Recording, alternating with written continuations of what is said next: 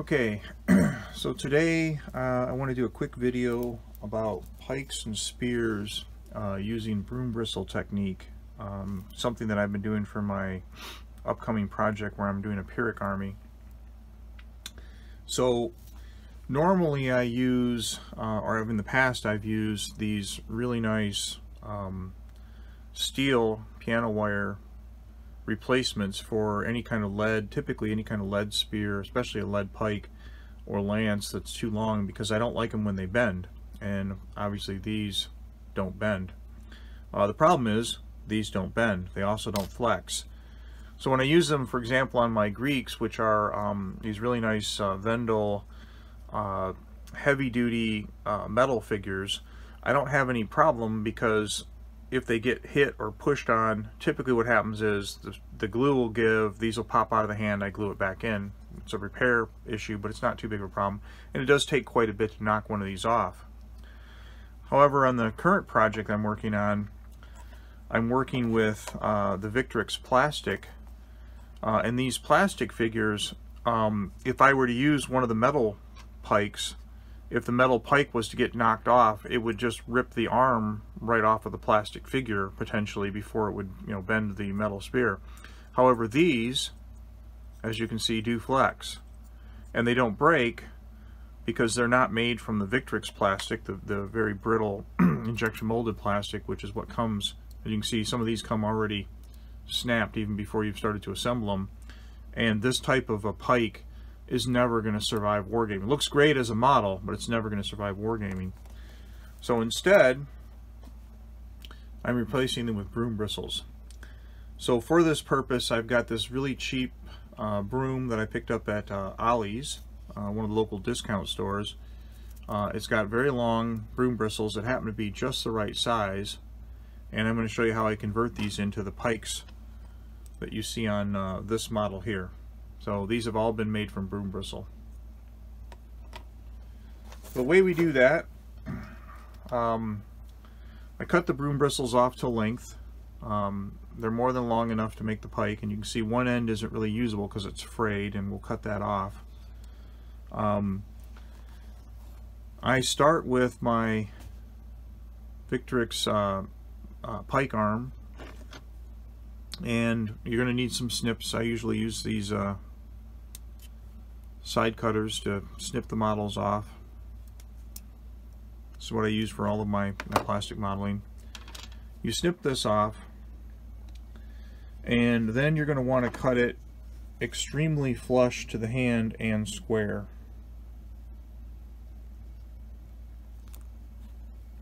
Same thing on the bottom. And you want a nice square cut. It's okay to leave a little bit of the round pike there. Don't get rid of these pieces because you're going to want to save these for later. Now the next most important thing is to drill out the hand. For that I use these very small drills.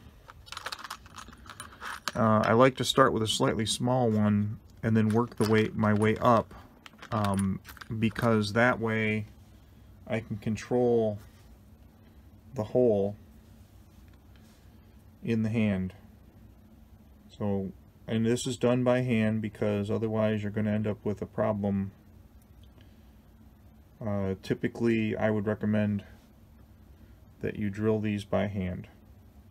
You can use a power tool, but I think you'll find that the plastic's pretty gentle, pretty delicate, and actually these really small drill bits have a tendency to break off inside the model if you try to drill them too fast. So you drill this out, start with the smaller drill, drill all the way through.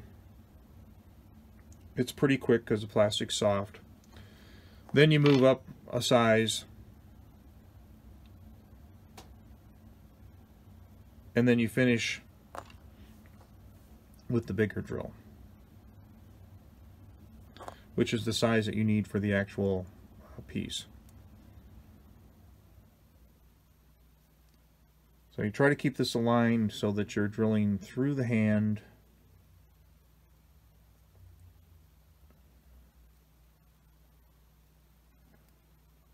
and not going off at an angle which will punch through the fingers.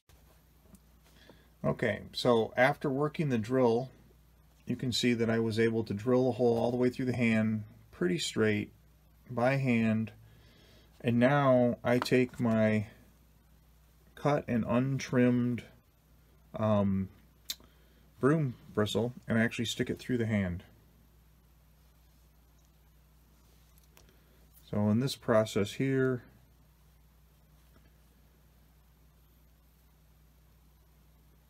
it's a nice tight fit. I put it through the hand, I don't glue it, I don't do anything with it yet. Now I'm going to I'm going to cut this frayed part of the broom off, and I'm going to make a point for my pike.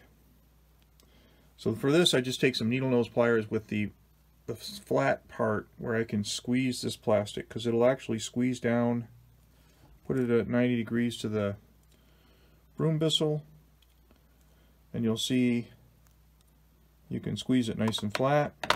I'm going to take my trimmers and I basically, you could measure it, but I kind of eyeball it, and I cut it off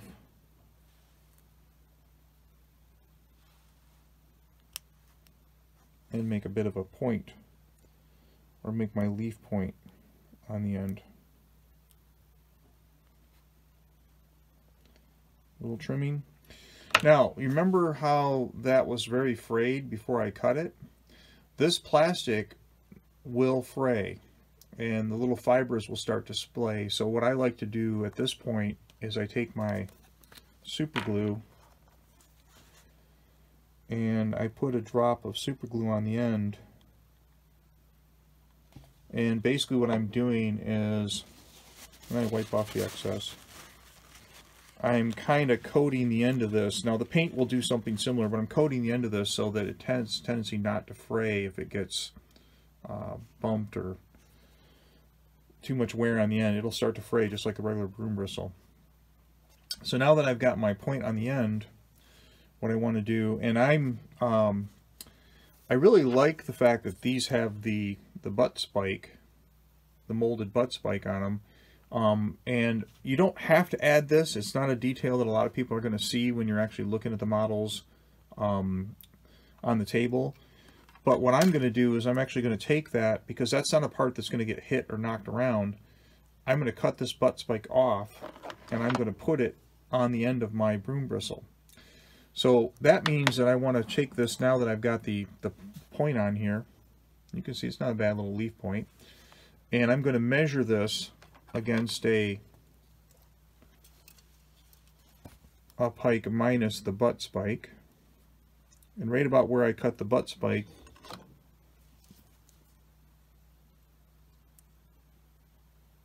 I'm going to cut this at that length. So that gives me the length for my pike. And now I'm going to take this piece off the end here. Okay, so that's my spike for the end of my broom bristle. Now the other problem with this broom bristle material is, and you got to cut that pretty square or you'll end up with problems gluing it on. But this stuff doesn't like to stick very well. It's a little bit resistant to the glue.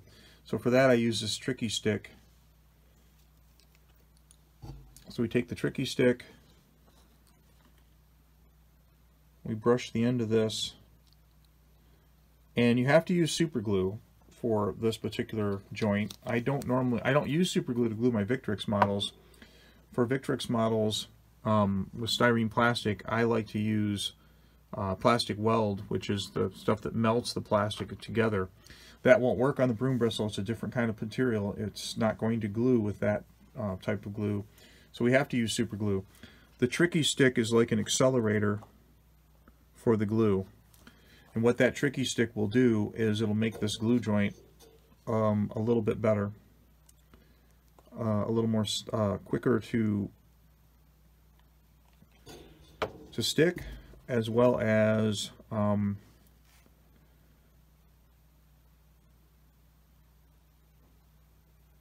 take some of the resistance from the glue out of that particular plastic. So that plastic has a tendency to not want to stick to this material, and this is the fun part. But with the tricky stick, you can usually get a pretty good joint.